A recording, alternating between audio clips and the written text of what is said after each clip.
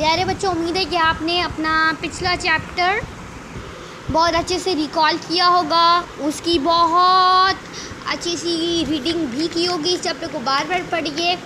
और आज हम इस ये चैप्टर है, इसके हमने नए अल्फाज के मायने और सरगर्मियों में से सवाल नंबर 1 करना है। तो चलते हैं अपने अल्फाज के मायने की तरफ। नए अल्फाज के मायने, these are the words and these are the meanings. सहन आंगन, हुस्न खूबसूरती, लहरना हिलना। तो सहन आंगन जहाँ पे गैराज होता है, जहाँ पे आप बैठते हैं, चेयर्स रखते हैं। हुस्न खूबसूरती, अच्छा प्यारा खूबसूरत। एंड लहरना हिलना। नाउ कम टू सरगर्मी। सवालों के जवाब लिखिए। उमर कौन सी जमात का तालिबे इल्म था? So answer to this question is from page number 48। Umar तीसरी जमात का तालिबे इल्म।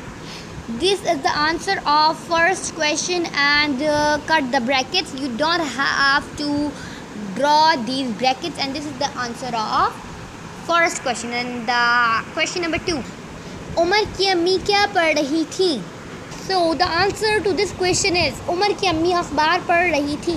उमर की अम्मी कट द क्या एंड अखबार पढ़ रही थी.